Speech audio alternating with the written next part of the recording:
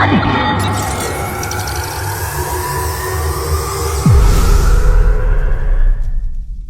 going on, y'all? This is the GrownAssMenToyz podcast. Look, man, I can't say it enough. This is like top 5 in my top 5. You feel me? Like it's just getting better and better, you know. And I am none other than the real comrade. I'm Collector 425. I'm your boy Marvelous Shots. And we just appreciate y'all joining us today for this magnanimous event. You feel me? It's the GrownAssMenToyz podcast. Do me a favor, sub, comment, and like. It's important, you know. It's kind of like communication, you know. You letting us know you here.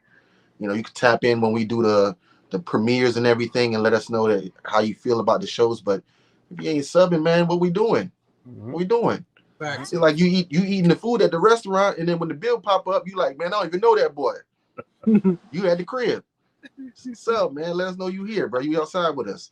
Yep. So how y'all feeling today? Everything good? Everything is I'm a little bit under the weather, but yo, ain't gonna stop me. Ain't gonna stop me from doing this podcast, bro. Collector man eating what we call canned peaches. Yeah, it's called. That's when booty hole. That's when you eat the booty hole with no paper, bro. Hey, well, I guess it ain't good booty hole day. That motherfucker stays sick, don't it? Hell no, bro. He stays sick. Oh man. What about you, Mom? Good, bro? Good, bro. Another day. That's good, man. Hey, just great. Hey, get to the grind, bro. Preparing myself for Monday. You know, Mondays are always hard. Yeah. You know, even just to get up, they always hard, bro. So, bro, yeah, I'm excited for this toy room tour here.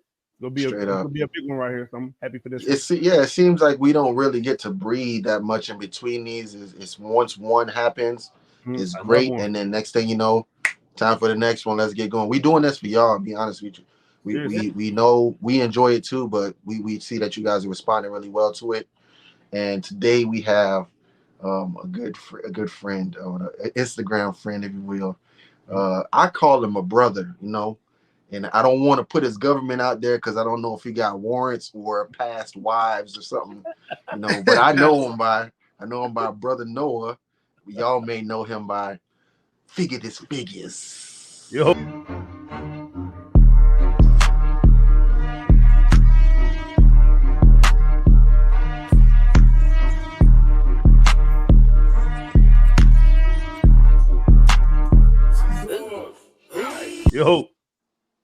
Yo, what's up, man? Hello. How you doing, man? I am excellent. I'm doing most excellent. I cannot complain, man. Just living the dream, living the collector dream, living the dream. Talking with you guys tonight. It's a long time coming, but I'm super excited to be here. Super excited to chat with you dudes. And we're happy to have you, bro. Everybody knows you by your hair, bro. Yeah, I know. You should have seen it a couple of weeks ago. It was dyed blue. Yo. It was for my wife and I's gender reveal. We dyed the hair blue, and so congratulations! Pretty crazy. Congrats, bro. Congrats, man. Thank you. That's what's up. How many number? What? 1 or 2? Number 1. Okay. All right, we here. Due in October. So there'll be a little figures running around. Hey, look, man, no turning back now. I know. Seriously, I gotta take it seriously. But you know, it's about time I grew up a little bit at some point. Yeah. You know. No, I feel you, bro. It's gonna happen to you. Yeah. You don't make it happen. It just happens to you, and you just adjust, bro. And that's all it is, man. Cause I don't know anybody who is prepared for fatherhood. I don't care if you had nephews and nieces or whatever. It just smacks you in the face, and you're like, okay, this is a different human being from what I'm used to. Yeah. And every day it's a blessing. Every moment. Yeah. Man. No, we're excited. Yeah, congratulations, bro. We're really excited. Yeah. Oh yeah, man. So look, do you have a name or not yet? I think that's the hardest part. We don't. Yeah, we don't have a name. We thought it would be easier once we found out the gender, because it would be like, oh, that's good. Only half the names left, right, to choose from. But like, we haven't talked about names in like 2 months, just because we kept on saying names back and forth. We couldn't see eye to eye, and then we just haven't talked about it since. I've been pushing really hard for Rocky. I legit think he would be so cute on a kid and so tough on a man. You know what I mean? So fingers crossed. We'll see if I can swing her by the end of it. But y'all didn't just want to blend something, like, you know, make it maybe that's the remix. Trick. I don't know. My strategy right now has just been to introduce progressively worse and worse names. There you go. And then by the time it circles back around, she'll be like, "What was that one name you used to like? Rocky." That doesn't sound so bad anymore. You know. So. Yeah, that's how it works. That's the long con. See if that works. But. Yo, so you've been on here for a good minute. You have a very good reputation that precedes you, bro. And honestly, anybody I've ever asked about you, they've had nothing but good things to say. And they always talk about your hair.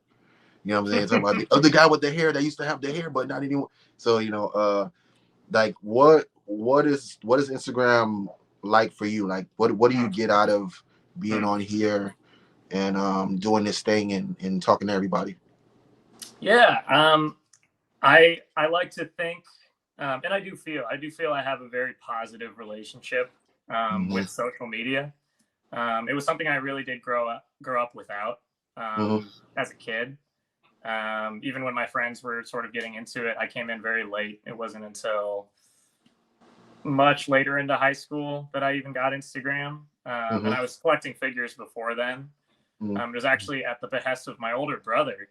He did photography on the side for like college photo shoots and weddings and things like that. And so he had an Instagram account. And so whenever he saw me doing the toy collecting and customizing thing, he was like, "Hey, bro, like you should just post some things on Instagram, you know, just because you never know, you know, who's out there who will like your stuff or who will just want to interact with you." Because I didn't really have any, and really don't have any, I think, in close proximity, any friends who are collectors as well. Yeah. And not that the hobby ever necessarily needed that for me to like enjoy it.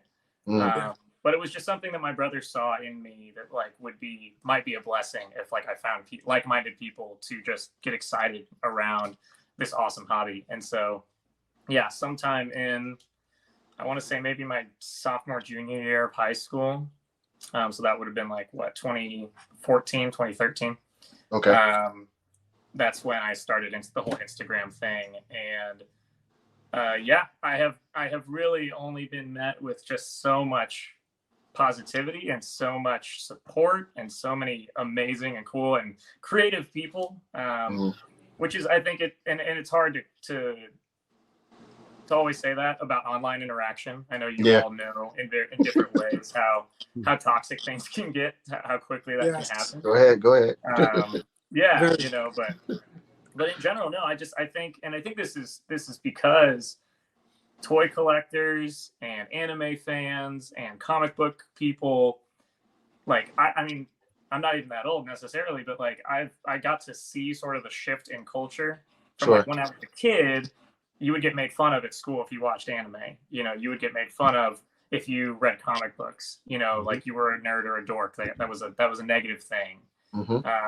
And just over the last like 10 years, even, I have seen culture shift to where everybody watches anime now. Everyone knows all the different superheroes, and a lot of that has mainstream. To do with, like the success of the MCU and like some other things. But also, I think even just the fact that I think it's almost a generational thing as well. There's lots of generational evidence to show that like people who are now in the 20 to 30 to 40-year-old range are like reinvesting in things that they adored when they were children.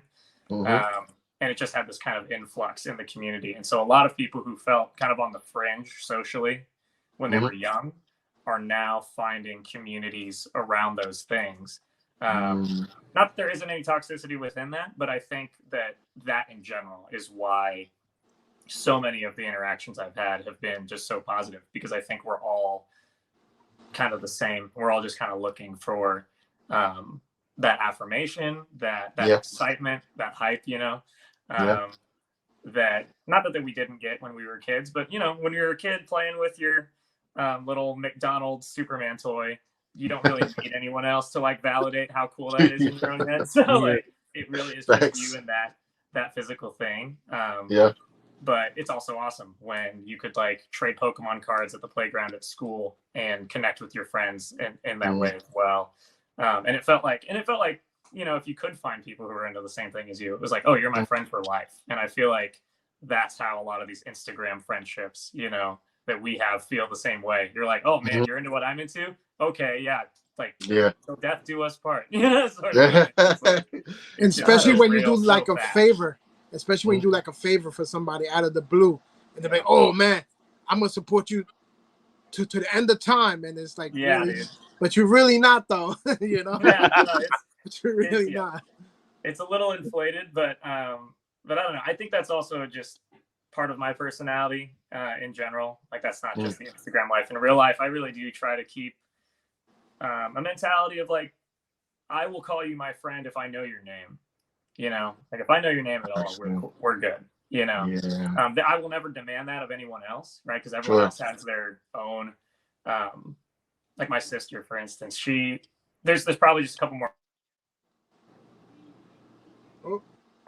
requirements or something, and that's totally fine. You know, everyone has their own boundaries and own like, just pace that they take relationships at. But for me, I found that like the quickest way to connect is to just treat them like you've always known them, I suppose. And so it's just been a very positive thing to this day, which is why I've never really left. I've become less active in certain ways, but never really got out of the I was thinking, I was like, bro, you be taking breaks, you know what I'm saying? Like you be gone, but you're kind of there, like you'll pop up and throw something in the story just to show, hey, I'm alive. And then but at the same time, it's like, I don't know, is there a strategy to really continuing to enjoy social media? Like for you at least? I think, because everything ebbs and flows, in life. So there are times when you're really into something and there's times when you're okay without it, and I don't think that necessarily means that you hate it or you don't like it anymore. It's just, you're adjusting to a new season, right? To a new flavor.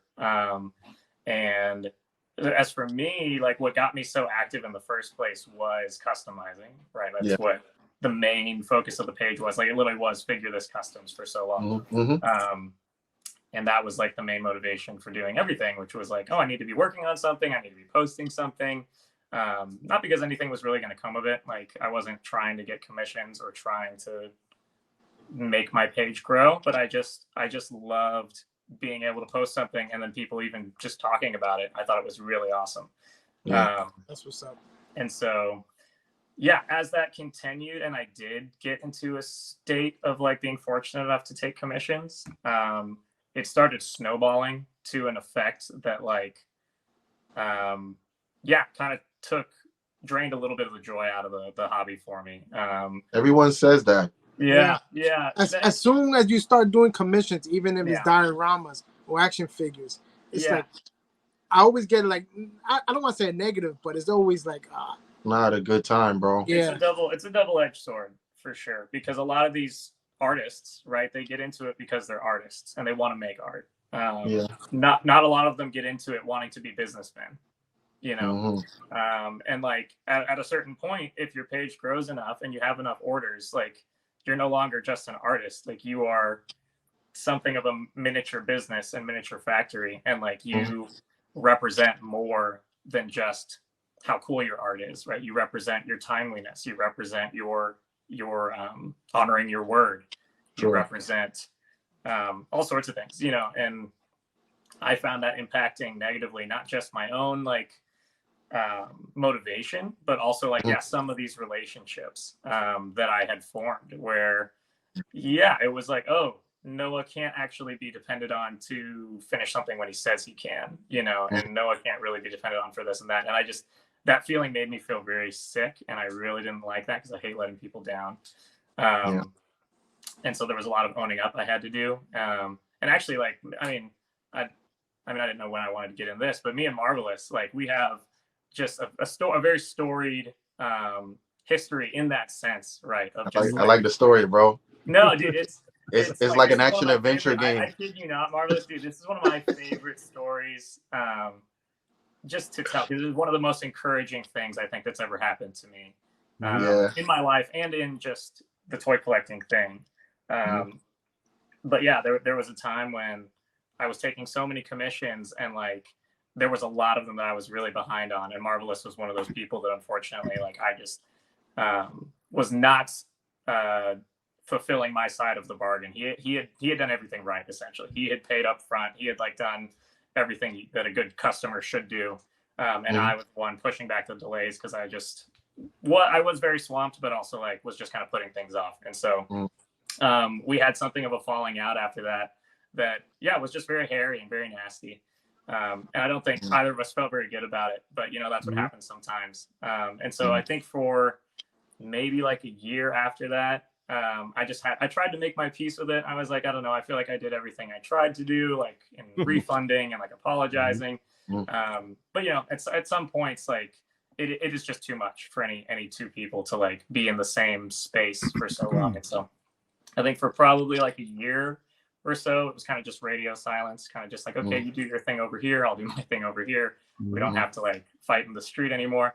And it wasn't until Comrade came in and it was just like, hey fellas, like I know Marvelous and he's my brother, you know. He's like, and I know you know it and you're my brother, and like you did that thing that you do, man, where you just advocate for just for peace and like decency and like that's Comrade. I feel like Goku, right? bro. Hey, I was gonna say that. I was gonna say Conrad has essentially, he put a lot of relationships together. Because see, the problem is people are proud, man. Like, I'm not finna apologize. I'm not gonna, even though I'm wrong or you're wrong, I'm not gonna do that.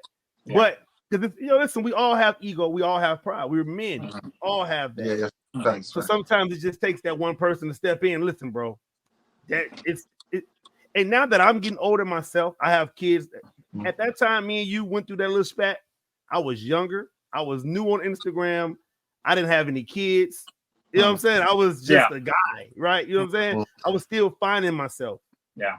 Since then, got married and had kids and bought my house and got a family now. And I'm raising my boys to be strong men. You know what I'm saying? To, you know, if you make a mistake, it's okay to say I'm sorry. It's okay to, you know, like it's okay to own up to your stuff, man. But Comrade, he's good at that. He sees potential in a lot of people in a lot of situations, and he puts things together. So it's like you need more people like that around you, honestly. Because seriously, because if you are already the kind of person like I was back then, I'm a crash and burn. Like I'm a crash and burn. But you don't need two people, another person beside you who's going to crash and burn as well. Yeah. Because both of y'all going to crash and burn, and nothing's going to get resolved that way. Yeah. You know what I'm saying? So no, man, like it's much respect, bro. Much respect, much love. And, you know, that was years ago, bro. You know what I'm saying? It was years ago. When they did do that, it's like it feels like ancient history, you know. It's years ago, for sure. Under the bridge. Yeah. But I still tell the story just because, like, in the same way that you guys had Dewdog on, you know, a couple of weeks ago. Like, there's so many stories where, like, if I had only known what I'd known before, I would say I would never picture these people in the same place. Yeah. And yet, through that commitment of being grown men, which doesn't just mean being unashamed and like stubborn and like I'm just going to do what I'm going to do. It also means like owning up to your shortcomings, owning up to the fact that not everyone agrees with you, owning up to the fact that that's okay, that being a grown man means moving past that, you know. And like, and that's why I love what you guys are doing with this podcast, and I love what you guys are doing with just roping in anyone wherever they are in the community, whether they're like radically out there or like on the fringes. Like you guys don't discriminate. You guys are really just trying to bring us all together. And Comrade, I mean, I don't know if I ever got to thank you face to face, and you Hey, too, man, Marvelous. hey, Like, dude, thank you. Well, thank you for just being so committed to that, even past just you and me. You know, because like it'd be one thing to just like, okay, fine, forgive and forget, Noah's whatever, and then just continue on in your way. You know what I mean? But the fact that you guys have taken that to a whole new level and to a whole new state of intentionality is like just one of the most encouraging things for me. That like, yeah, we're not alone in this feeling. We're not alone to our own little petty squabbles. We're not alone in our disagreements. And in fact, we don't have to stay that way. We don't have to stay alone in that. Because like you say all the time, we have so much more in common than different, you know. And so I really respect all of you. And Collector, I know I haven't been talking necessarily to you right now. It's okay, bro. Mainly because we've had no beef, you know. No, you good. But you are an integral part of that as well. You know, you are partnered with them alongside. So again, mad respect to you. And it's just an honor. It's just an honor to be here with you guys. You see what, bro? Listen, Figurethisphotos, listen, man. We always say, and I actually, again, not trying to give Conrad the big head, but I'm trying to just being honest. Yeah. No, I've learned so much. And seriously, look, man, I've learned so much from this dude, far as everything, a lot of things. And you'll be surprised. I say this a lot. 99% of the little problems you think you have with people are so little and so small and stupid that they could get resolved with one conversation, man. One conversation would resolve a lot of problems. But again, some people are just too proud to have those conversations. And I don't want to talk to him. I don't want to talk to this person. When it's like, you know, I get it. And I was that way as well. But, you know, like we talked to Dude Dog. Dude Dog wasn't talking to me or Collector. Hey, listen, he had me on the block list and he had Collector on the block list. And Collector is one, he's another one based next to Conrad, one of the most unproblematic people. Bro, I'm not just saying it because he's here. I'm talking about unproblematic. This guy, he wants no problems. He's so positive. I'm like, damn, Dude Dog got him blocked too? You know what I'm saying? So it's like, it was a misunderstanding though. Like Dude Dog thought something was happening that wasn't really happening. It was a misunderstanding, but he allowed both of us to have that conversation with him. And now, man, we talk daily. You hear me? All of us. Like we best friends. Man. And me and him, we got so much in common, bro. Like, oh, you like this guy? Oh man, I do too. You do this? Oh, so do I. It's like we would have knew that 5 years ago if we had not been so petty and tried to work it out. But it took this guy, Conrad, to squash everything with everybody. That's the chiseling away, you know, every day. Like, hey man, we did this cool thing, bro. I would support it, but you know, these other guys, he was honest. He was like, I won't, you know, because I feel like they're with this or with that. But I mean, you'd be surprised what we talk about in a day, bro. Like in one day, like just pick today, but in a day we do so much, you know, and we learn so much. And I was telling Marvelous, I don't know if it was last night or this morning, and I was like, bro, if truly intelligent people take in new information and adjust, bro. Last night we talked. If you really are a smart person or you really are apt, you would take in new information and act based off of that new information, bro, and apply it, you know, for lack of a better word. But if you don't, you're just destined to make the same mistakes, you know what I'm saying? So and every day is different, right? You know, it's not the same thing. People changing, you know, conditions changing. So you know, whatever version of a spat you had back then is definitely not the same thing now. So it's like, I'm not saying go back and try to save the world and get everybody together and you know, but you know, there are a few that it's like, you know, y'all could just work it out. And maybe you might need a mediator in between and just say, hey man, you know what? Safe word. Cheesecake. But so I must say, like all three of us, we definitely balance each other out. You know, we a lot of us, of course, everyone is different, but we all balance each other out. Sometimes Marvelous would say he's about to do something, and Conrad's like, nah, bro, let's just talk it out. Let's see the plan. Let's, boom, boom, boom. And then, so we all just like mix it like really good, man. And, and that's hard too, to have your own this community thing, bro, is people say that stuff like, oh, it's just toys, and it's toys. Like, you have toys behind you, but then we talk about stuff like this. You feel me? Like, it's not even like we're gonna see your stuff, but at the same time, it's really relationships, like you said in the beginning. It's all of that, and like, you can't be one way with a relationship on social media and then be a totally different way in real life. Like, it's gonna show eventually. So if you're selfish or arrogant or whatever, however positive or negative characteristics, it's gonna show, man. Like, and with these guys, man, they got some of the characteristics that I feel like I want in my life. You know what I'm saying? And even you, like, you're just super positive, man. So I just try to stay close to those people, because if I can get anything good out of it, I just want to be cool with y'all. You feel me? So man. It's. I mean, I think that it's. I mean, it's also it's pretty countercultural, I'd say. Just because you don't have to spend long on Instagram or any social media to, like all this stuff that we think is cool, even, and all the things we encourage and stuff, like and post, and here's a really awesome picture, and here's somebody promoting this product, and here's somebody doing this. Like, that's all great and it's all awesome. But it's so common. Everybody does that. That's what social media is for. Yeah. But like, how often do you see just a man forgiving another man, or a man holding a brother accountable? You know what I mean? Yeah. And like, there's a degree to which, like, sure, sometimes that should just be private. It doesn't have to be on a stage. And yet, I don't know, just following your guys' example, or even just being led, by you guys.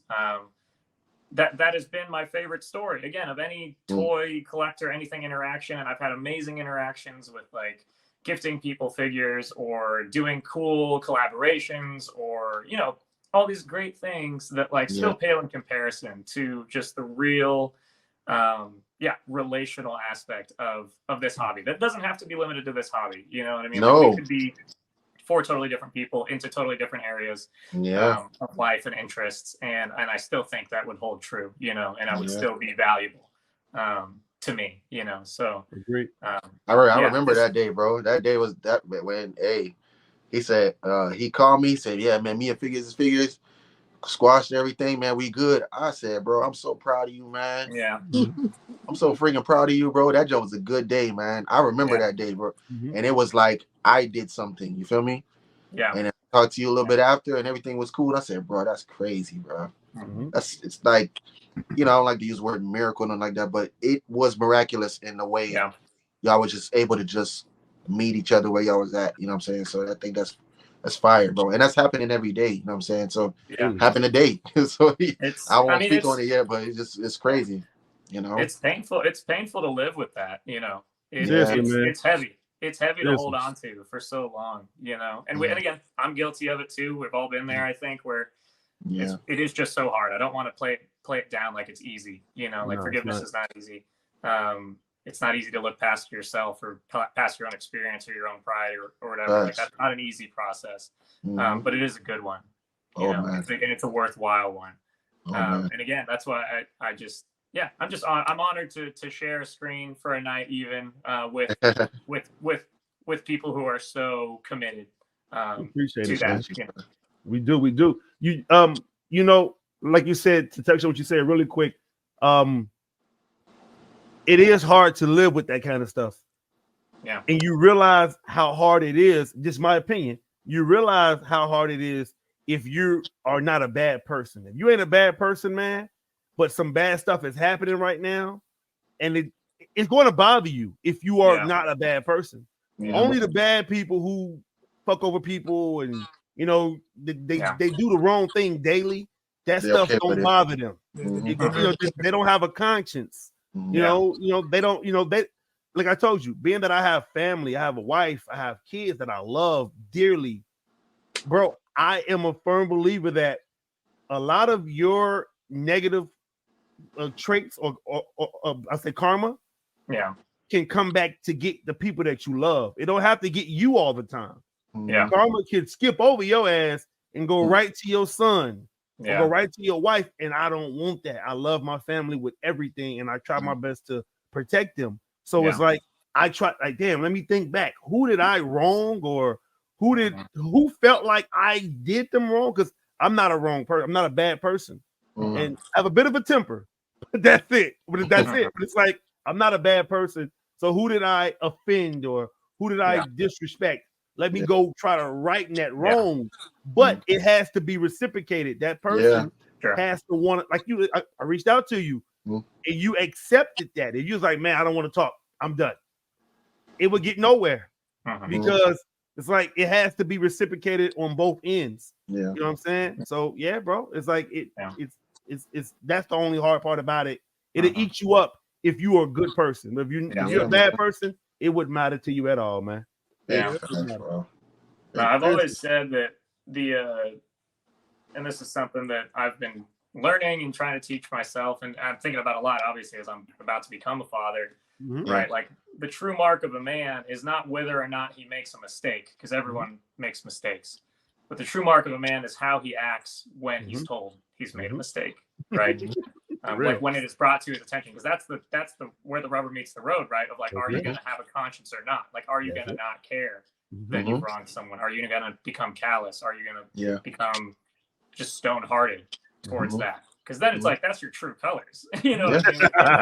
When you have adversity right in front of you, and you're saying like, no, I don't care about them. I'm not going to behave differently. It's like, oh, okay, well now I know everything I need to know, you know, about that. But you, Marvelous, you have shown yourself to be a man of character, and you comprehensive collector. And again, I don't want to spend the whole time talking about this, but I do want to spend the whole time talking about this. We're good. I get it. So go ahead, Conrad. No, this is it's unique to this, you know. It's unique to, you know, us talking to each other. I think that people get a lot out of this, you know. This first part, I think people get a lot out of this, and I don't think I've ever heard anybody say things like that on the pod yet. So for them to know that it's okay to feel that way, and for you guys to talk about it with such, you know, passion, I think is be very helpful for everyone. So I appreciate you guys, you know, sharing that, you know. Seriously, man. Yeah, because so you never know. There's probably somebody out there dealing with it. See, this is probably going through the same thing, and then that person might be like, you know what? Let me reach out.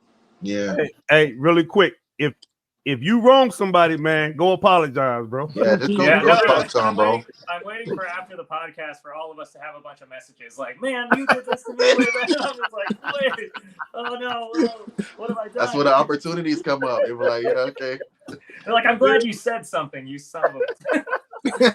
Hey, so listen, so we finally got you on here, and now this is the part that everyone loves to see. This is the part we love to see. This is the GAMT Toy Room Tour. Right. So we're gonna take this camera off us. We're gonna focus on you. You can walk through, show us your collection. If you want to explain, and we're gonna have questions for you, you know, during the process. But you know, if you got posters on the wall, or you know, China, or statues, bro, you can show whatever is in your room, because it means something to you. You know what I'm saying? I like to play with my toys. I like to play. Like to play with my toys. I like to play. Like to play with my toys. I like to play. Like to play with my toys. I like to play. All right. Wait. We're gonna start with the ugliest side of the room first. He said ugly. That's just so clean. My workbench, not the prettiest. Oh man. Okay. Yeah. When's the last time you did a custom though? It's been a minute. I guess it would have been several years ago. Yeah. I've been model kits for a hot second, just because. Yeah, I don't know. I started having a lot more joy just collecting, and just really leaning into that. And every now and then, I'll like work on something. Like right now, like I'm working on some Gundam model kits. That's on fire. As you can see. Which again, it's kind of a happy medium, I think, between building something, making something, but then still having something for like the collection afterwards. Sure. So, yeah, how much patience do you have to build one of those, bro? Sure. It depends, because even between these two kits, even though they're similarly sized, this kit is more complex internally, and so it takes longer, even though again it's a similar size model. So really, you got to watch your reviews for each model kit, because some kits, regardless of how big they are like really complicated and really intense to build. It's not as intuitive as like, oh, the bigger kit will always be the more complex build. Right. And so this one took me probably like 8 hours. And I believe it. Depending, I mean, I wasn't going super. My wife and I, she was working on a puzzle. We were watching a movie. So we were both kind of like crafting together, which was nice. And so I wasn't like speed building or anything like that, just kind of leisurely putting it together. This one was much quicker. It might have taken like maybe 3 hours or so. I did end up panel lining this one and sealing it off and everything. That looks amazing. That's hard. On a scale of 1 to 10, how scared are you of that falling on the ground and breaking apart? I was thinking about it the other day. I was like, I'm glad these ones come with these stands that they just attach to, and it's like part of the base, because unlike a figure, which even then with figures sometimes you don't know if it takes a fall exactly the wrong way. No, if one of these fell from really any amount of height, it's something's gonna snap, something's gonna break, and it's gonna be bad. So I have them on the table right now. I haven't put them on a shelf at all. So we'll see how brave I become the more that I get. But yeah, this is just the workstation. Lots of paints and things. Here's my Warhammer minis I'm working on that are. Are you painting those? That's dope. Yeah. Yo. Slowly but surely. This took me like 2 weeks just to do this. That's impressive, dog. So I have like 30 more of these I have to do, but.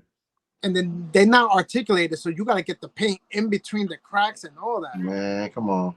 Yeah, no, it's great. I mean, I've watched lots of videos on it. The first batch I tried to do it messy and quick. These ones I did it right, where you need to buy something to fix them to, so you have something to hold on to, and you want to paint them disassembled. Because like you said, those details are really hard to get in, the little nitty bitty parts, and so I have lots of corks with toothpicks stuck in where I will sticky tack like an arm here or a leg there. I'll spray it with is that a figure arts cooler?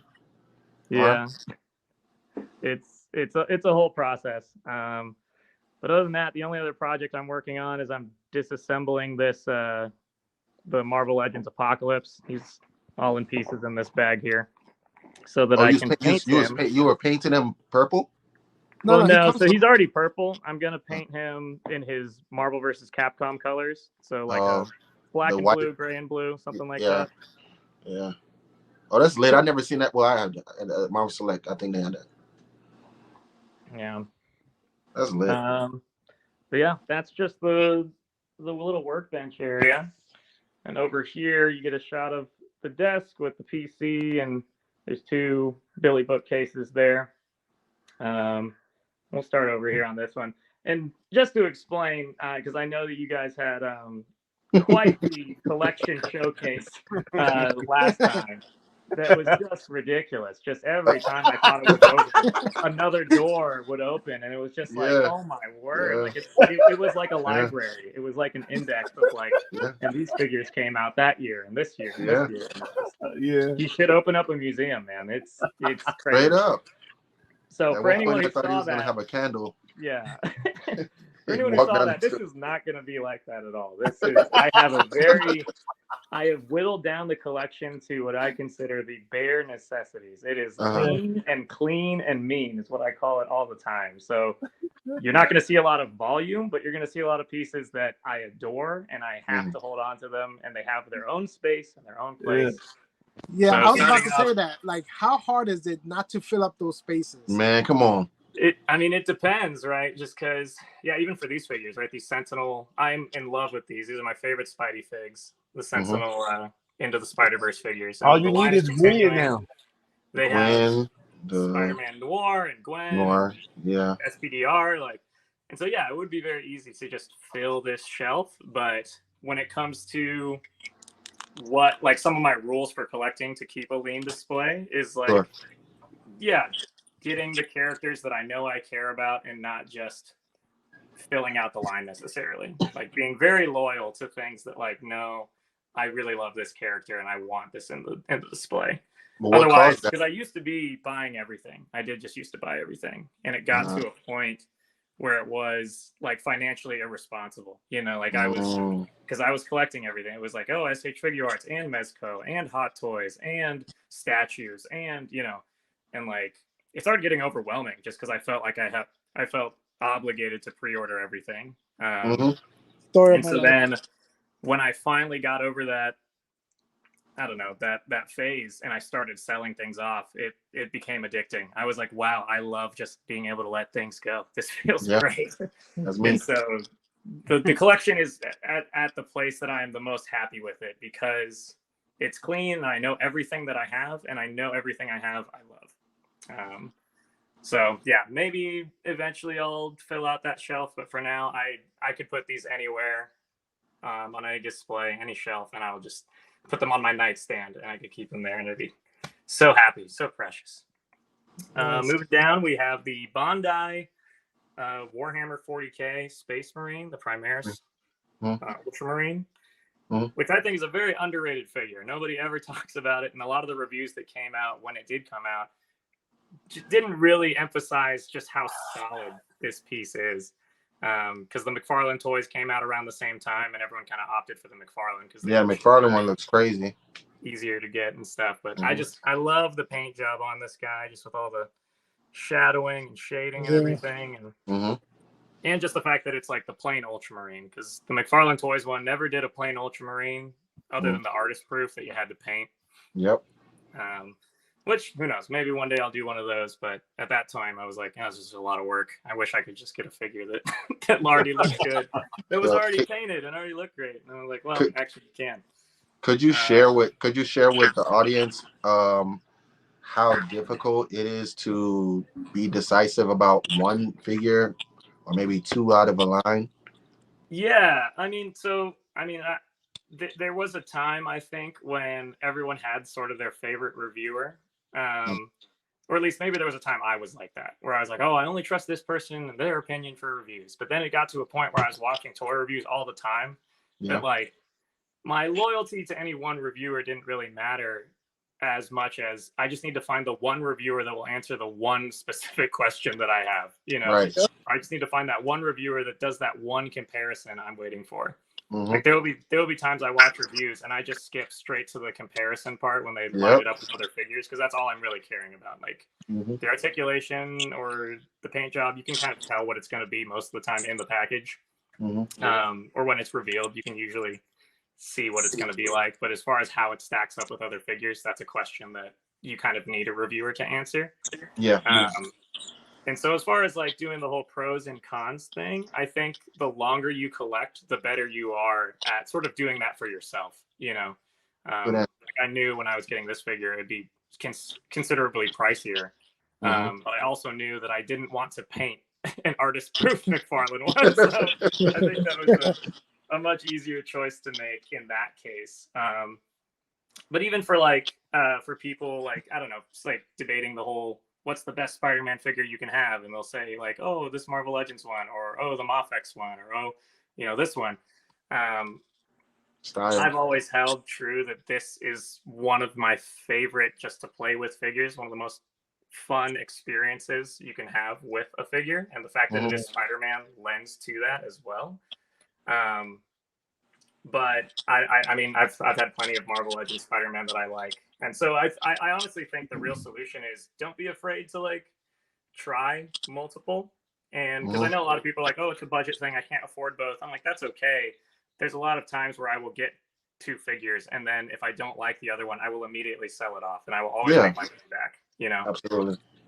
So I kind of think of it as like renting the figure, you know, kind of like a Blockbuster, or like a, you know, you just rent it for a night and like you had your fun with it, and you're like, okay. And in some cases, you know, you can return it, or you can give it to another collector who's been looking for it. You know, they can enjoy it more than you would. So yeah, I And I'm not advocating for just spend more money. That's the solution. Just buy every figure. No, it's okay.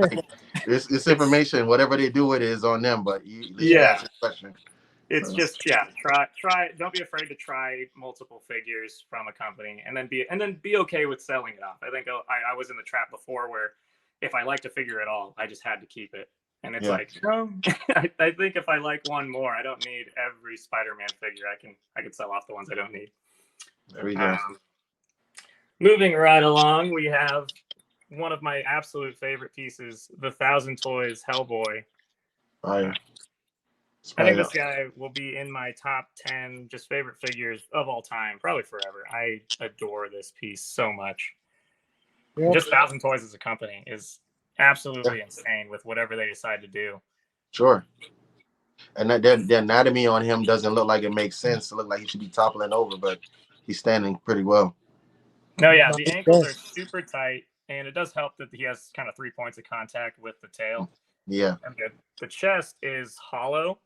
All good, like hollow rubber piece. Yeah. And so he actually doesn't have. He's not very top heavy at all. I like that about GrownAssMenToyz. Yeah. A lot of people were complaining about the glove. Looks like a Lego arm. Man, that's dope though. It looked good. I like it. No, yeah. I mean, I know a lot of people who would complain about it, but I mean, like, come on. Anytime anyone has ever had a toy with articulated fingers, it's one of their favorite things they can't stop talking about, you know? That's true. Like, it's always going to be one of those gimmicks that is just always impressive, I think, regardless of kind of how it looks. Oh, so did you get the exclusive head with the horns and the sword or no? So I missed out on that, but at the time, there was a customizer that I knew who was like, that's it. I'm just making my own horn head, like fully horned head, and like the gold cast of like the Excalibur sword. Right. So he's like, hey man, you want me to make you a set? And I was like, absolutely. I will pay you for that. And so, yeah, much easier to get than the exclusive version of this guy that came with that and stuff. And so, yeah, I'm always scouring eBay for, accessories and clothing items and other things. It's another fun part of the hobby. Yep, that's true, because it makes your action figure stand out more than anybody else's. Yeah, no, I was thinking that watching your guys' talk with Dewdog, his collection was reminding me a lot of my older collection, just because he had so many custom heads and suits and things, and that used to be what my collection looked like. As you can see from Dewdog, he's having fun. No, absolutely, he is playing with his toys, which is awesome. And like, yeah, there's also just so many cool artists out there that are worth supporting and doing the Lord's work, and so. Yeah, no, it's kind of a bottomless pit. So these days, I actually have most of my figures are not customized in any way. It's all stock release, pretty contemporary, very modern collection. You know what, man?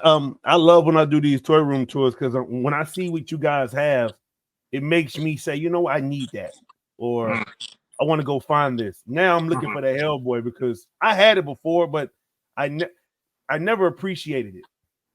Yeah. Now I see how you got it, and it just looks perfect standing there, bro. It's that pose, man. It was kind of a sleeper hit, honestly. I think it was kind of weird because it was before the whole seamless body thing took off. It was it was pushing the boundaries a little bit. Also, GrownAssMenToyz had only, I think before then, they'd done their like synthetic humans. Like they hadn't even done their pizza cutter stuff yet. Yeah. So like they were pretty unknown still. And still kind of are, I think. I got that one too. I got that Hellboy, and I got his partner. I forgot his name. The amphibian, yeah. Yeah, I have both of them. Yeah. Dude, no, Abe is awesome. I had him for a bit, but eventually I got tired of holding on to Abe because they just weren't continuing the line. Yeah. I was like, okay, do I really need Abe here? So like, if they're not going to do like Liz or Lobster Johnson or any of the other characters. I was like, okay, I guess it's fine. He can stand proud on his own. That's true. And then down here, we just have all the PlayStation games and all the comic books. Which again, I used to have a lot more graphic novels, but trimmed it down to just the must-haves. Are any of you guys comic book readers? You guys read? No. I dabble in comics only when I have to. I mean, McFarlane is kind of making it a thing now page punchers, and I kind of like that. It keeps me invested. Yeah. So. Yeah. I have a few comic books. I don't read them, but I have them on my, have them as a display on the wall. Oh yeah. No, that's so good. Yep. I have that. You do PC gaming? Dude, only just recently. I've been a PlayStation loyalist for a really long time. And then a buddy. You said loyalist? Yeah. He's like a Mandalorian. A true Sony pony for sure.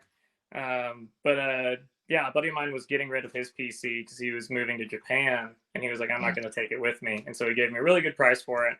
And it's been awesome. Mainly, not even because it's like superior to console gaming. I'm not one of those PC master race people, but I do love having access to games that I couldn't get to on PlayStation. Like I got to play Fallout 3 for the first time when the Fallout show was coming out, which was really cool. And that's not available on PlayStation. And so just really having access to more games is what I think the advantage of PC is. Because if you just have one console and then a PC, I think you can play pretty much everything. So whether you have Xbox or, with the exception of Nintendo, you always have to have Nintendo to play Nintendo. So that's true. Pretty exclusive with all their stuff. But yeah, moving here, this whole shelf is just modernly being built as the Marvel vs. Capcom shelf, because GrownAssMenToyz is committed to giving us that Marvel vs. Capcom display. Yep. So here we have GrownAssMenToyz Ryu with the X-Men 97 Wolverine, which I just finally watched X-Men 97. And what? Goodness gracious. It's great. I just watched it like last week, and wow. It's the best X-Men content I've ever seen. Talk about delayed gratification. I know. I came to it so late. So late. That's fire, of course, man. Everyone's favorite Mega Man with Modular Iron Man. And this is not the X-Men 97 one. That's the VHS, right? VHS one. And I just used acetone to remove the cell shading. Nice. There with Ken. Mainly because I really like the head sculpt on the VHS one over the 97 one. Yeah, the 97 is really animated. It's very cartoony. Mainly the hair sculpt, I think. Still a great figure. But a little too animated for me. Then we have 97 Magneto with Chun-Li. You ever installed soft good capes on any of your figures? I used to be a real soft good cape purist, but I think part of maturing is, and as being a collector, means also realizing that hard shell capes are also okay too. They're not better, but they're okay, especially for certain displays. Like, what exactly do I need this cape to be doing on this shelf that is just, them going to be posing up fighting each other? I don't know, because I also have Magneto, so like, I kind of can scratch the itch of having the posable wired cape with that one. I was going to say, especially if you're not like really going to be posing, taking pictures and all that, you don't really need it. I mean, in some ways, there's something so relieving about just a simple, fun figure. Like, I mean, heck, that's half the appeal of Marvel Legends, is that they're not crazy complicated. You're not afraid of breaking them. Like, sure, they may not be as detailed as a Mezco. They may not have a wired cape, but like, half the time, man, I'm not afraid to just pick this up and pose it around, Yep. Which I can't say for every toy line. And it doesn't require batteries. Yeah. It doesn't require an extra investment after you've already bought it to make it look good. But speaking of looking good, I just got that cable. Oh, this is like one of my favorite figures ever. Did he change the arm? But gosh dang it, he looks so good. That's stock. You didn't mess with the arm? No, that's stock. Yeah, it's just stock. That's crazy. Yeah, the only complaint is that they were so close to having him be 100% pinless. Like, he is pinless everywhere else, and then just that one Hercules arm is just so sad. But oh well. Other than that, I really want them to they just need to do a Frank Castle on this body. Like, I don't care if, I know Frank's not that big in the comics, but come on. Yeah, man. Punisher on this body would go so hard. Oh yeah. That's dope. we got Smooth how you got Fei Long doing stand his right there. flaming kick thing. That's one of the best So articulation. I want to say when I bought Fei Long, Yeah. and I didn't believe that the articulation was that good, and I stood him up just like that with the high kick. I was like, I cannot believe a figure can do this, bro. No, yeah, and he just holds it. You know, Holds like it, no bro. stand, no nothing. He is so solid. He is crazy good. Mm-hmm. Over here we have Blank Wall. Lovely, lovely. Really good part of the collection. Nice. I see a lot of potential in that. Yeah, you see that? You see? You like what I did there? Pretty strong. Feng shui, feng shui. Yeah. Jay, if you copy this display, make sure you credit me though in the comments, or I'll come after you. I did it first. And here we have the Spawn shelf. You was on board, man. You was giving Todd money, bro. Dude, I have a love-hate relationship with Todd McFarlane. I think he is the most brilliant, but also the most insane person on earth. I'm happy that you don't got every color Spawn. That's what. Oh man, the sword is crazy though. I could rant got for the a rainbow long colors time about the gold label, spectral colored, blue, pink, cotton candy colored Spawn. Whatever he's doing. There's times when I'm like, who is this for? Who is this? Who are you thinking of when you made the Jokerized version of Joker? Batman. I don't know. I feel like he was in the studio making a bet with somebody that we was gonna buy it. I bet you this wouldn't sell like hotcakes. Oh yeah? Watch this.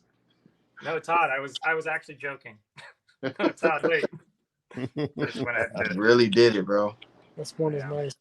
That Spawn made me want to go back and find it, bro. This is the 2-pack. This is the Batman versus Spawn 2-pack Spawn. Oh yeah, that's the one I heard that the articulation. This pretty much a statue. It is booty. It is terrible, but he looks good. He looks good. Yeah. My favorite Spawn is the one that comes with the chair, with the throne chair. Yeah, yeah. That's the best one for me. I had that one, and I did love him on the throne, but I did also just want a classic Spawn to stand up on the shelf, and I was like, this will do just fine. And I had this sword from an old Spawn figure that I thought looked really cool. Amazing, bro. Oh, yeah. Green blood on there. And that's an effect from, I think, Commando Spawn came with those fire effects instead of guns, which is hilarious to me. He had no guns, but he had these. So I was like, you can have that. That was another bet that Todd had made, bro. Yeah, he's like, I bet you I could sell Commando Spawn with no guns. No guns. And we have Medieval Spawn, probably my favorite of the bunch. He's just so well sculpted. He looks menacing right there, bro. Yeah, he does, Swapped out his weapons for, that's one of the Mortal Kombat axes. Yeah. And that is the sword from the Kickstarter Spawn. And I just think it looks a lot better than the weapons he came with. Oh, yeah. And now here we have, I think this is actually the best classic Spawn. It's the Mortal Kombat classic suit. Yeah, that looks nice.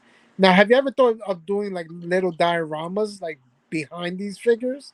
Or... I did used to have comic books displayed behind them, and I really liked how that looked. But that was just another thing I was sinking money into. Where I was like, oh, I need this cover, and I need this variant, and I need this thing. So dioramas would also be cool. I just know that if I did one, my OCD would take over, and I'd have to do them all. So you know, I'm like, maybe we'll start with some lights. You know, we'll start there, and then we'll go to dioramas and things. And we got Gunslinger. Cool cowpoke. One of my favorites. Dude, yeah. I mean, I'm so mad at Conrad, bro. He had a custom.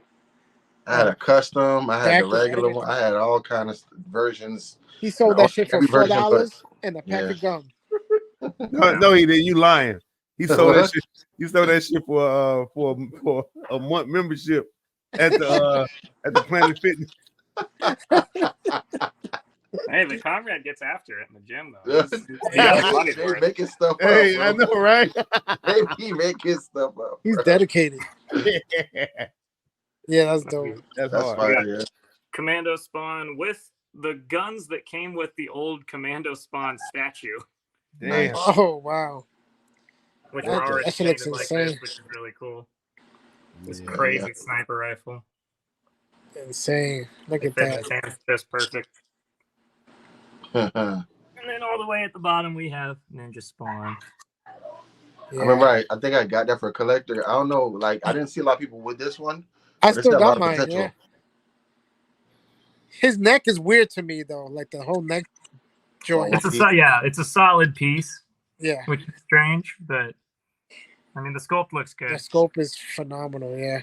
Like, say what you will about McFarlane Toys, but they can freaking crush a sculpt. Yeah.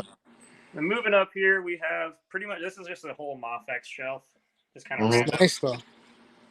This is the Mofex Avengers. This is all we've got so far. Waiting on Captain America to drop later. I know everyone hated this Thor, but I mean, come on. I think he's the best looking. Some people, people hated that Thor, and I was like, why? Pretty good. I think he's perfect, other than he's a little short. Yo, he's a little short, but other than that, I'm like, come on, that's my mind's eye picture of Thor. Right? Nice, it's cool. So what is this? What does this shelf mean? This is you doing what, like Avengers? What are we doing here? Yeah, it's because before it was just like a catch-all shelf for extra Mofex that I had, but then eventually I was like, let's just pare this down to the bare essentials. We're gonna do Mofex Avengers because I have Marvel Legends Avengers to the side, but this is gonna be Mofex. Just because I'm confident they're gonna do all the other characters. They have Cap coming out, and I'm sure they'll do. I don't know what their next one would be. Probably, I could see them doing. Well, I guess Daredevil. They've announced Daredevil, so he'll come. Yeah, Daredevil is gonna look nice. Yo, Daredevil, he looked too skinny in the pictures, though, man. He does look body all over again. Like don't he? He looks small, right? Yeah. And here we have the DKR shelf. Yeah, that's the iconic Batman pose in the background. That's hard. This is a Superman accessory I found for my armored Batman. Superman accessory. He got the Superman. That's dope. Yeah, it's a team Batman over here, bro. Oh yeah, every day. Amazing, man. Though the older I get, the more I do actually love Superman. As a kid, it was very, very easy to say, wow, Batman's way cooler than Superman. But the older I get, the more I'm like, I think I actually need Superman in my life. Yo, bro, I'm looking at your poses, man. Your poses are great, bro. Yeah, man. Hey, thanks, homie. Thank you. I mean, again, I have a lot of room. That's the one benefit of having not a lot of figures is you have room to do what you want to do, you know. So yeah, I was really proud of this one. Kind of rooftop jumping thing. Yeah, that's that hard. Wired nunchuck system with. That's hard. Does that come wired? I have the figure, but I don't. No, yeah, it does. No, right? It does. It's like it's completely straight in the package, so you got to bend it up. Oh, okay. It's good. I haven't messed with it like that yet. Okay.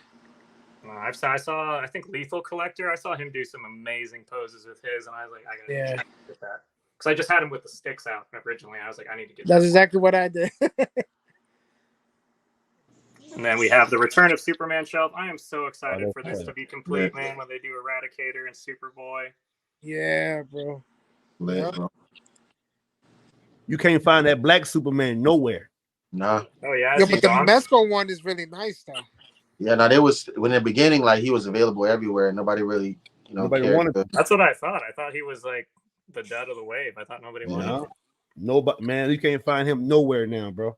Yeah, because this is my favorite one. This is the one I always thought was going to take off. But I think it's still available a lot of places. Yeah, that one's available. And the steel is not moving. The steel is amazing. This is one of the best Mofex figures they've made. He's crazy.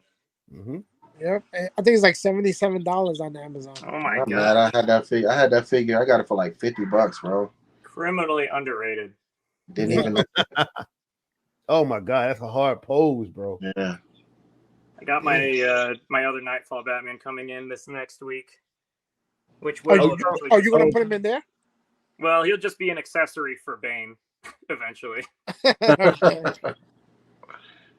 Yeah, that pose is dope. That's hard, bro. He's another one you can't find no more. Yeah. Oh yeah. I mean that doesn't surprise me. I feel like any company that's made this version of the character, it usually becomes very. That's from childhood, bro. And here we have a World's Finest. Yeah. So let me ask you: you got 2 of the black Batmans? Yeah, this because again, with having more room and more things, I'm like, okay, I need to invest smartly in what I think will come out later. So like, if I want to do a Bat family, I got to start now, because trying to track this guy down later is going to be terrible whenever they finally make like Red Hood and Robin and Batgirl. Yeah. So that's what that's going to be. And then down here, I'm like, eventually we're going to get Moff-X Green Lantern. We're going to get Moff-X Aquaman. We're going to get, you know, so this will be the Justice League eventually. I mean, I'm thinking years in the future, but I don't think Moff-X is going anywhere. They're kind of killing the game right now. So yeah, they're killing it right now. So I will double up on figures if I think there's like a future display in down the line. And here we have the classic Marvel Legends Avengers. I don't have everyone that I want, but I think this is a very clean display for them. Oh, and I have my lids up top. I didn't really show those on. Dope. So what Marvel Legends are you missing in that Avengers that you wish that you had to get right now? I was looking at the vintage Hercules. I thought that figure looked really, really nice. And then I'm looking at the new Vision that just came out a couple months ago. I still never picked that up. Which they're available everywhere. I've just been lazy in getting them. To me, those are the best figures right there. That Ant-Man, that Black Widow, and that Cap. That Black Widow is about time. This Black Widow is insane. Like, it's kind of spoiled all other female Marvel Legends for me. Like, until they catch up to her, I'm not too interested in collecting the older female Marvel Legends. What it was, I think it was Collector. He was talking like Shardimus, and he was saying that's the best female figure Marvel Legends ever did. Yeah, up to date right now. Because with hell of accessories, 3 heads, it's nuts. OG thing, bro. Strange, man. This. That's hard. Yeah. It always gets me when they do stuff like that. Doctor Strange, they release a new figure with the old articulation, and I'm like, why would they do that, bro? Yeah. Which actually, shout out to, this is actually a custom painted head by my brother JCM Custom Paints. Oh, that's clean. Yeah, it is hard. Yeah, he gifted this to me just for free because he's just so kind. He's one of the people I'm closest with on this platform. He and I are talking to each other all the time, and so one of my cherished pieces right there. One of my only custom anything, just because it was so sweet of him. So how do you make the decision of what Iron Man to use, bro? I was gonna ask literally, I just got the. I literally just you can look at my box of my closet of shame. Everything's so neat, it's very nice up there. Just don't look over here or there. Or anywhere else. But literally, just picked up. Hey, now that Iron Man is amazing. I just got him. This guy.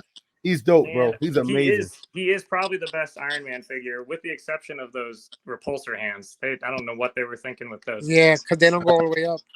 Yeah, I don't know why didn't they just do? I wouldn't have minded them doing the pre-molded ones where they're like just molded, like permanently straight forward. Because what other position do you want them in anyway?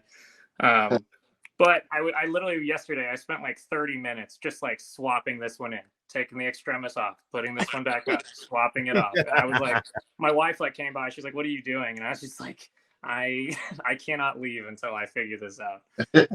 In the end, I really love the extremis armor. I think I'm going to stick with that one. But this figure is still awesome. This figure is so amazing. Good. I have to get it. He's a great Iron Man. But I do think, again, down the line, they're gonna release a version that doesn't have the gold on the sides of the stomach, and they're gonna get rid of those fins, and it's gonna be like a true Model 20, because this really looks more like the Model 24. But yeah, I have a feeling they're going to do that eventually. So maybe that'll be the definitive Iron Man after that happens. But that's the Marvel Legends shelf. Moving right along to probably one of my favorite shelves, the Moff-X X-Men. Yes. So there's Moff-X Magneto with his beautifully folded, wired cape. And this was just an accessory I stole off of an old Mezco. Yes, but you took off the swirl thing, right? Yeah, I just ripped it. It literally, you can peel it off of the swirl thing, since that's like attached to the hand of the Mezco one. And then it looks better like that. I just shoved his fingers in between the. Shit, I'm about to do that shit. It looks so good. It's one of my favorite fodder things that I was just like, oh, I can still use this because it's such a good accessory. Just him disassembling the gun. It's so good. And we have Cyclops with his little smoke effect. So glad they re-released this. Goodness gracious. I would not have had this if I... Shit, Marvelous had like 3 of them, man. I was like, damn. No issues with the bicep on this one, right? No, the reissue is completely fixed of all the old problems. Nice. Storm looking so good. What a great figure. Yeah. People sleeping on her. They don't want her. I don't know why. No, that's what I'm saying. They sleep on all these figures. I can never predict when a figure is going to be up in value because one that I really like, I'm like, oh, everyone's going to love this, and then it just sits in stores forever. Like, I know, right? I guess I don't know anything. Yes, I'm not a real collector. This Gambit is fire. So sexy. Goodness gracious. You know what though? People only like him like that because he died in the show. And the whole remember it thing. His popularity has skyrocketed. Just bro, I hate that. I hate when every time something happens in a movie or a show, then everyone wants to skyrocket. Oh my god, I hate that. It's so stupid, man. It's very bandwagony, and it's kind of seriously. I hate it. It's so stupid, man. We have my actual favorite shelf. Like if I had to get rid of every other figure I had and just keep this shelf, that's what I would keep. Wow. And I was gonna ask you if you had the blue one because you had 2 of the black ones. Yeah, no, I have to have the blue, man. I mean, Hush was the graphic novel that got me into Batman, which is what got me into collecting. Just everything starts here, you know. So when this line was announced, I was like crying because I was like, this is like made for me. I didn't even know anything about the graphic novel. I just watched the 2-part movie. It's a 2-part, right? It's a 2-part movie, yeah. And I was like, this is insane. Superman turning evil, that's crazy. You know what I'm saying? So when they released that Poison Ivy, bro, I was excited. This Hush has painted eyes, so he has the white eyes like in the comic. And then I haven't. You can't find him nowhere either. Extra Gambit coat. Oh, so he put it. Oh yeah, because it doesn't come with that. Oh, okay. Nice. Then you got another Nightwing too? Yep. You have to. You got to, man, for the Hush display. And this whip accessory is from one of the DC Direct. I think it was Jay Lee Catwoman. Okay. So it's like an actual, piece. Oh, okay. It's like the hard plastic one that you got, so it's kind of draped over her, which I think is really nice. Oh yeah, no, so that works. We got the iconic Poison Ivy Superman pose. It just doesn't get much better than that. So was she really that green in the comics? Yeah, the pigment of her skin is like kind of this pale green color. That's what it was like a different direction for the character that Jim Lee decided to do, which I guess started with Jeff Loeb and Tim Sale and Long Halloween, but yeah. Still, gorgeous figure. Yes. And then, just a classic. I don't know why that Harley. I don't know why I don't like the Harley too much, man. Yeah. Something about it. I don't know what it is. Yeah, there's something. I think they really could have made her smile a little crazier, a little wider. Yeah, right. Something like that. And then I don't know. Yeah, her body feels a little plain. Like it's the classic look. She doesn't come with her cork gun. That's what I was really upset about. I was like, why did you not include the cork gun? Yeah. Which I know the DC has that whole thing with guns nowadays that they can't. But I'm like, a cork gun is a toy. It's clearly a toy. It's not a toy. Yeah, right. Then we finally have the McFarlane Toys Justice League. This was a long time waiting, which I know he's only been doing it for like 3 years, but there was a time there when we really thought he was only going to make Batman figures, and we were ever going to see a DC universe from Todd. But I think that's the first release Aquaman. Is that a side-eye joint? Yeah, that's the side-eye. It is the side-eye one. He is looking off to the side. But I love Aquaman with a beard and the long hair. So I was like, he looks good. Just if he can fix his eyes, it's even better. We got the most recent Hal Jordan, which is awesome. That's the digital figure, right? Supposedly. Yeah, I gotta get John, bro. John I don't know about that whole digital thing. Are you guys into the digital thing? Nah. I mean, do you know a single collector who's into the digital thing? No, nobody's gonna be into that. Somebody needs to talk to Todd about that whole thing. Another thing that's like, who is this for? Stop it. Yeah, Stop it, Todd. What the hell? Doing the whole NFT thing, I feel like, is already over. It came and went. Yeah, it did. Just like Bitcoin. Oh, that Superman look good, man. I'm surprised. Yeah. I think somebody put a soft goods cape on that one. Yeah, the pre-post capes are a little crazy when Todd does them, because I don't mind a plastic cape, but like so long as it's like manageable, and sometimes the poses are a little strange. Mm-hmm. The best soft good Todd has ever done for now. For now, yeah. I know he's got the cloth capes going, which is really cool with the wire. That 2-pack coming out. Bane. That Flash looks dope.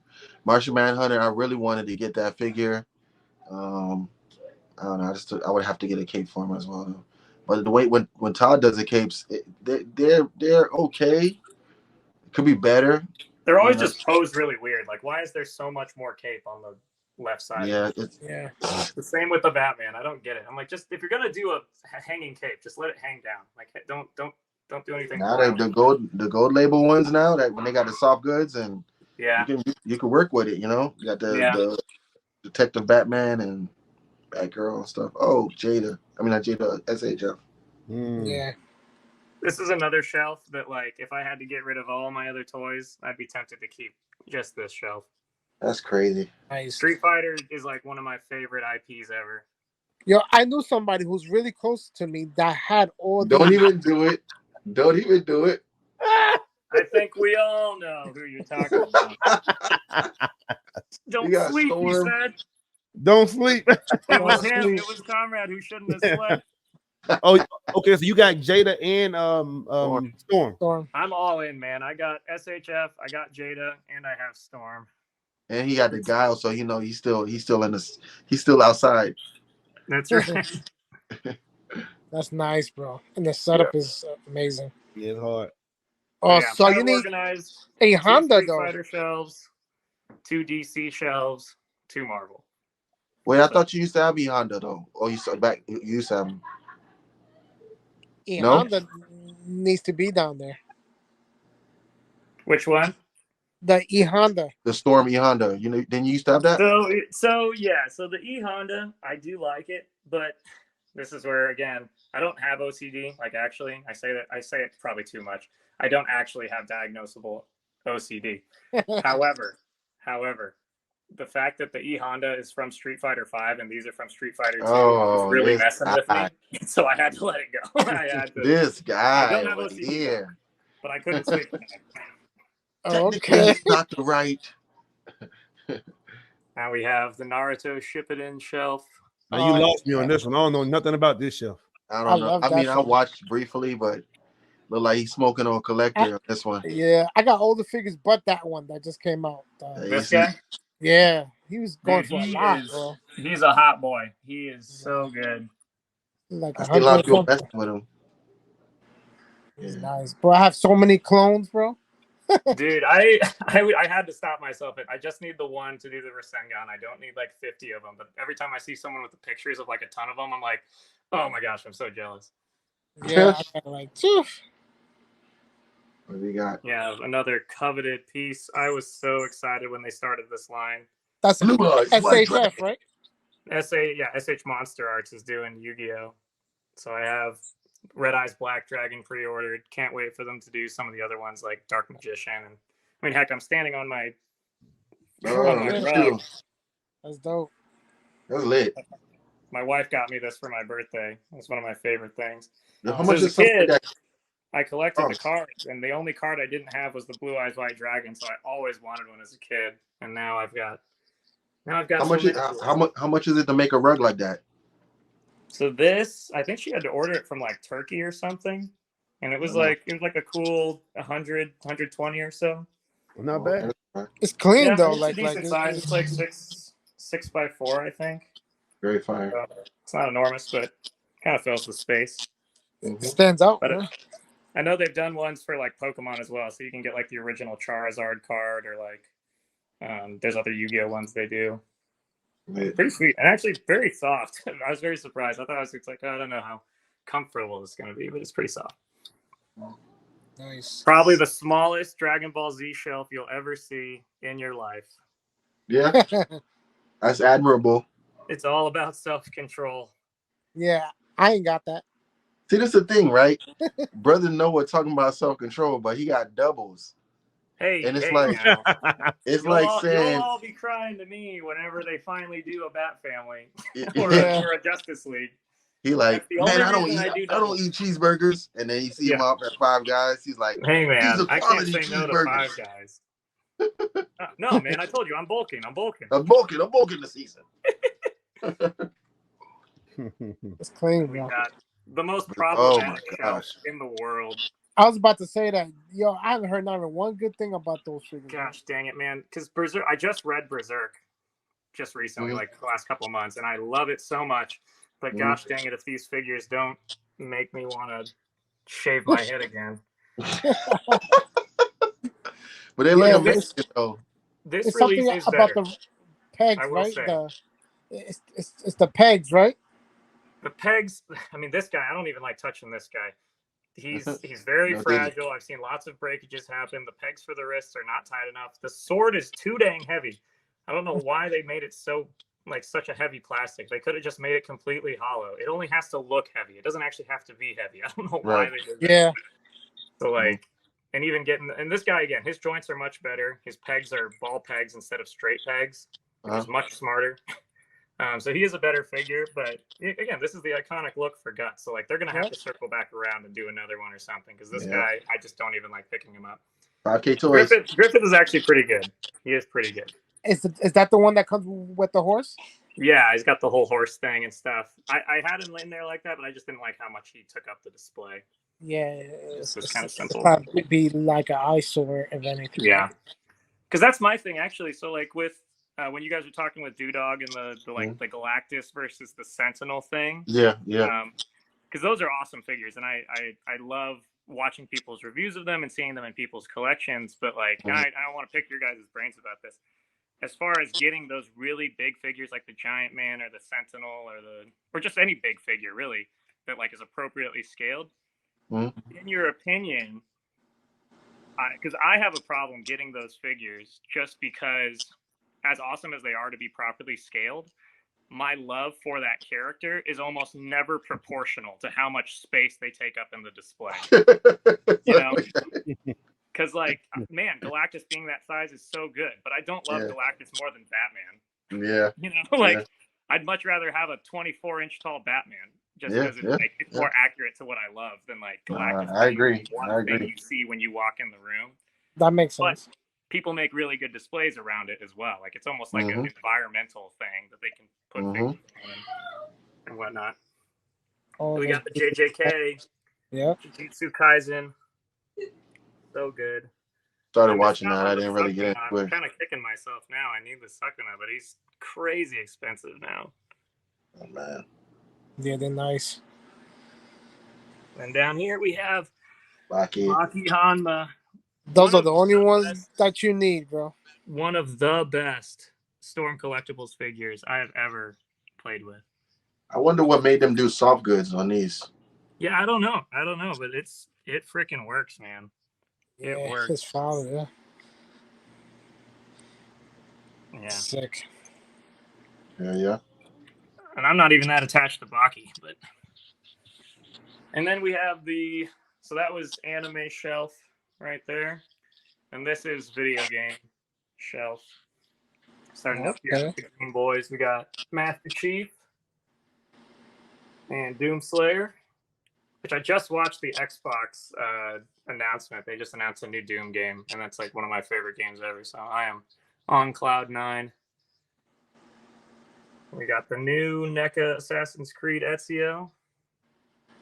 It looks amazing. Yeah, and they went back and retooled the hips and stuff, so it's got modern articulation. But they did not advertise this one at all. They talked about the Revelations one. They didn't advertise the Brotherhood one. I just found it in Target randomly. Wow. And I just got these. I just went back and picked these up. Oh man, you don't think they're nice. Kratos and Atreus. Which Atreus is actually a surprisingly solid figure. He's amazing, actually. I just hate that they didn't really put any paint on his face. Yeah.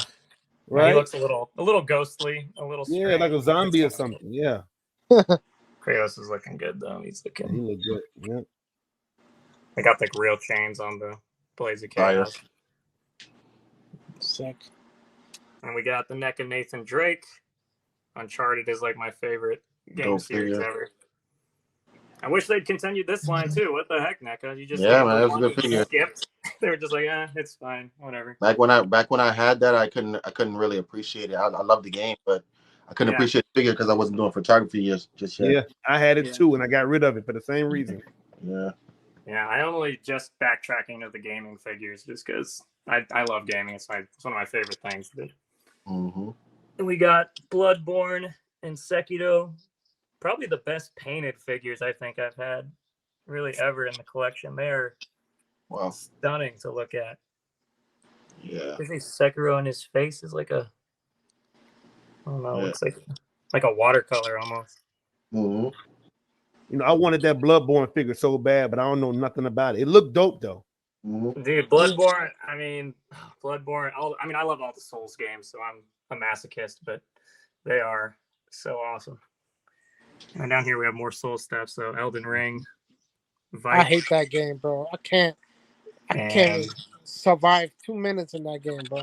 Oh, dude. I know some people that beat it. Nigga, I'm getting killed by a chicken. Anything, bro. It has more health than me, bro. Yeah. No, they are punishing games. Made me rage quit. Almost broke my damn Xbox. But yeah, here's the backup view of the whole display. So, you know, again, not overwhelmingly impressive, but very clean, and I'm very happy. No, yes, it's very clean, and it tells a story. It's nice, man. Very clean, and everything I have, I love, and I have plenty of room for when I get new figures. So, yeah. So let's just imagine that we reverse maybe 3-4 years. 3 years, let's say 3 years. Yeah. And you got a clean slate. You just moved. You got shelves. You want to start. What does the figures now say to the person back then that wants to get started and accomplish this? Yeah, I mean, getting started, like, budget's always going to be a part of it. You know, I think that investing in finding a company that you can trust, right, which means buying multiple figures from that company, whatever it is, you know, just because Marvel Legends and McFarlane is the cheapest doesn't mean you have to start there. Sure. Right. But like, I think getting several figures from a certain line to see if that's what you respect in general, the quality of that company is not going to like fluctuate. Again, McFarlane is sort of a wild card in that sometimes you win, sometimes you lose. But yeah, you know, I think for the person who's just starting to get into collecting, I mean, I think the key thing for me is always like, what's my personal connection to it? Because there's so many figures that look so cool that I could always convince myself to get. But in general, for my collection, they almost never stand the test of time. Either I sell them or they go in the closet and I forget about them, or, you know, they just take up space, which is fine. And that's good. Because not everyone has to collect like me. But for me, like, the things that I'm always happy to see are things that I'm personally connected to, you know? So like, when I see my X-Men shelf and it reminds me of watching all the X-Men movies with my sister growing up, that will always make me feel good, you know? Or like when I see my Batman Hush shelf and I remember reading a comic book for the first time and it being Hush and falling in love with Batman for the first time, like I feel like a kid again, you know? And so like any of those pieces, regardless of what it is, whether it's, you know, model kits or hot toys or superheroes or not superheroes, whatever it is, like there's something that you can find a personal connection with, and investing in any single line that does that property, because that's like almost one of the biggest factors, right? Is like, there's certain things we enjoy that toy companies haven't picked up yet, you know? So I'm always excited whenever a new property is picked up that they're like, oh, we're going to do Street Fighter and Storm Collectibles now, or Gata's going to do it, and we're going to give people a chance to make like a Marvel versus Capcom display. You're like, that's crazy. You know, like a few years ago, you would have said that was impossible. Yeah. You know, so I think so long as you have an attachment of any kind to a property, you kind of can't go wrong with investing in that attachment. That's what's up. Yo, so now I remember a few years ago, man, you used to have hot toys. Yep. Yeah. That was. What happened? So that was, and don't get me wrong, Marvelous. Like I love your collection, and I love Hot Toys so much. Like it was one of the first Hot Toys I ever got was the original Mandalorian release, and it blew me away. I was like, I need these and only these and everything else. But it was one of those self-control things that, like, as soon as I started getting into Hot Toys, and I was already collecting Mafex, and I was collecting SH Figuarts, and I was collecting Mezco at the time. Like, God, the Rumble Society stuff almost killed me just because I felt so compelled every time something dropped to get it. And so you just, you add all that up and like it starts becoming very overwhelming, very stressful, very irresponsible very quickly. You started talking like Frank Capra. Like, okay, prioritizing as much as I love the Hot Toys, as much as they are sort of the peak pinnacle of what is worth collecting, it's like really at the end of the day, for me, what is that thing that I can't like do without? What is that thing that will always make me feel like a kid? Like buying Hot Toys always makes me feel like a collector, like capital C. But buying X-Men makes me feel like a kid. So like I can live without the Hot Toys sort of premium style collecting. Same with the statues. Like I got rid of all my statues. But like this sort of nostalgic style feeling, and that's just for me. There's like everyone else is different, but that's sort of what facilitated the decision. Because the shelf used to be over here and used to have all the Hot Toys on it. Star Wars video game. That boy has some money. We sold them, bro. Yeah, and like and it also helped because my wife is really into Legos, so those shelves actually went to her room, and so she has Legos on display on her shelves, and so it was just at that time it was the decision that I felt needed to be made for not just my own stress, but also like the good of the collection. But here I am now getting into Gundam, which is a whole other new thing, like a whole other money pit that like maybe I'll be relearning this lesson a couple years from now, and I'll be telling you guys a different story about how I had to get out of Gundam, you guys. Just do that. Yo, them model kits is like 100 something, 200. They can get pretty pricey. You can get pretty lucky with some of them, and they do re-release a lot, which is really cool for model kits. They do re-releases very often, more than figures. But there's definitely some that you're just like, wow, this is so expensive for something that's way more fragile than even an SH Figuarts or a Figma. It's just like kind of a scary investment. But that's lit, man. We appreciate you sharing your collection with us, bro. Of course. Thank you for asking, man. I love talking. The amazing collection is clean. There's a story in every section. That's dope. So honestly, you've been doing this for some time now, and you seem like you have plans for the future of building more on top of this collection. But how much longer do you think you'll be trying to manage this hobby? I mean, I think, I don't know. I can't speak for necessarily forever, but like in my own mind's eye, like I don't see myself getting out of it anytime soon, barring any sort of like necessary, right? Like if times were ever tough, right? If I need to provide for my kid, like this is the first thing that's going, like it's always priorities first. But like saying hypothetically that's not the case, then like I can't think of a reason why I would ever move on from this, because it is such a precious way for me to stay connected. Like it makes me feel like myself, and like there's a lot in this world that will trick you into not feeling that way, and that's so true. This is sort of me holding on to that. That's just my true self from when I was a kid, when I was kind and innocent and and just interested in good things, and so I think everyone should find a way to connect with that. It doesn't have to be through toy collecting, but I think everyone, especially as we get older, I think we're kind of searching for ways to reconnect with that. Sometimes by even having kids, having kids is one of those ways we reconnect with our inner child, because we're suddenly outside playing tag again, and we're suddenly, making silly noises, and we're, things we didn't do when we were just living alone as an adult, but now that you have kids, you're like acting like a kid again. So this is one of the ways to do that, so I don't see myself ever getting out of it. Nah. That's what's up, man. Me neither. That's what's up, bro. That's lit. You guys got any other questions? So how long have you been collecting for? So I started in would have been 8th grade going into freshman year. So that would have been like 2011, 2012. And I remember the first figures that I purchased with my own money. It was like Christmas money that I had gotten. I bought the old Hasbro Marvel Legends Phantom X with those terrible wide jointed hips, and the Mattel Movie Masters Dark Knight Rises Batman.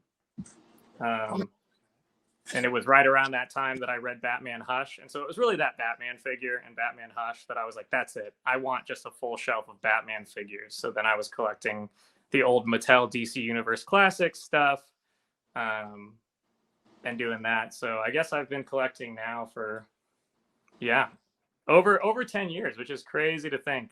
It doesn't look like it, bro. It doesn't look like it. You know? No, yeah, it doesn't. I mean, again, I have, there's a line from a movie where it's like, I've won and lost a dozen fortunes, right? Like my collection has truly changed. And there was a time when it was just much larger and took up more space, but I'm very proud of how much I've whittled it down, I think, to just... Oh, it's clean, man. And then you can actually pose them. But of course, I'm still always shopping and looking at other things. Oh, I could add this and add this and add this. You know? It's a never-ending battle. So if you guys want to be like Figurethisphotos, to those watching this, you just gotta make your way through the game, make adjustments. Sell me your toys. Sell me your toys. That's the real secret. That's how I get you. Yeah. Minimalist collecting's really good. Also, are you trying to hold on to that? Buy and sell, bro. Buy, try, and sell. Yeah. Well, listen, bro, we really appreciate you spending your Sunday with us, man, and showing us your amazing collection. Is there anything that you want to plug in any place people can find you at, besides Instagram or just Instagram? Yeah, mainly just Instagram. I do have a YouTube channel that I haven't done anything with in a long time, but it's just Figures. I really want to get into writing video essays because that's the kind of content that I consume a lot on YouTube. Just writing videos about different things I enjoy, be it comic books, be it movies, be it toy collecting, be it video games. So that's been a passion project of mine for a while. So, keep an eye on YouTube, keep an eye on Instagram. Again, I don't post a ton on Instagram, but I'm always down to like chat with people and hang out in other people's stories or in my story and stuff. What's up, bro? But yeah, no, I really appreciate you guys giving me the chance to just walk through my room. That was dope, bro. Just hang out and because that's true. Hey man, look, I learned a lot from you talking to you today. You actually got me online shopping for some stuff now. Like, get that. I'm gonna try to find that. I'm looking for this. Happy to feed the addiction, Always happy to. So thank you for that. When I get it in, I'm gonna tag you. Yeah, man. Yeah, absolutely. Make sure you blame me when your wife is asking why you got that new toy. Yeah. She's like, honey, I thought you was like out of 6 inches. Yeah, I thought you was done with this. Like, man, Figures made me do it. Yeah, that's right.